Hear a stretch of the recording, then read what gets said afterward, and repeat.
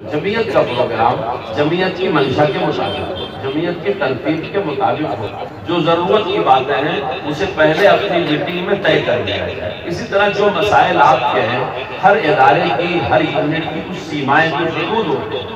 جو تجاویز جمعیت علماء مرکزیہ کی ہے، وہ تجاویز جمعیت علماء اضلاع کو، جمعیت علماء کی منڈل کی یونٹوں کو، جمعیت علماء کی ریاست کی یونٹوں کو بہت زیادہ اس میں فکر مند نہیں ہونا چاہیے۔ ہمارے سر پر سایہ ہے اس وقت اپنے زمانے کے سب سے بڑے عالم دین کو، جو کتنے بے گناہوں کی رہائی کے لیے کوشش کر رہے ہیں، اور جو اپنے دور کے شیخ الہند کے جانشین حضرت مولانا سید ارشد اپنی دعوت کرتا تھا، تو جو ان کے کام ہیں وہ کام ہم کو اپنے ہاتھ میں نہیں لینے چاہیے۔ ہماری بڑی بڑی فکروں کے لیے، بڑی بڑی تنقید کے لیے، بڑے بڑے امینڈمنٹ کے لیے، بڑے بڑے مطالبوں کے لیے صوبائی اور مرکزی سرکاروں سے ہمارے سر پر ہمارے آباء اجداد بیٹھے ہوئے ہیں۔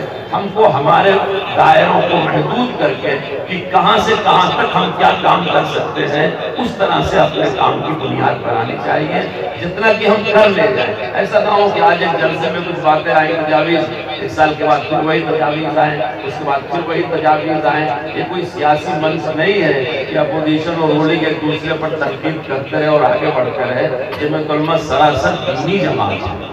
جس وقت جمعیت علماء آزادی کی تحریک میں حصہ لے رہی تھی اور ملک کی سیاست پر تنقید کرتی تھی، جو شیخ الہند مفتی کفایت اللہ مجاہد ملت کا دور تھا، اس وقت بھی جمعیت علماء دینی ہی جماعت ہے۔ ہماری عافیت، ہمارا قلعہ، ہماری پناہ، ہمارے دین ہے۔ اس لیے آپ نے جو عنوان جلسے کا رکھا، بڑا پیارا رکھا، تحفظ جمہوریت۔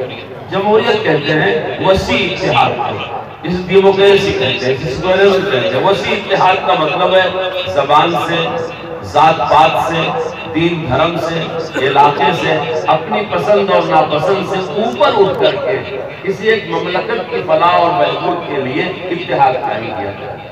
مجھے نام یاد نہیں، ہمارے کسی ایک دوست نے کہا کہ اتحاد کلمے کی بنیاد پہ ہونا چاہیے۔ یہ اتحاد ہماری ملت کے اندر کا کلمے کی بنیاد پہ ہوگا، لیکن ہم جس ملک میں رہتے ہیں تو ہمارا ملی اور ملکی اتحاد مسائل کی بنیاد پر ہوگا۔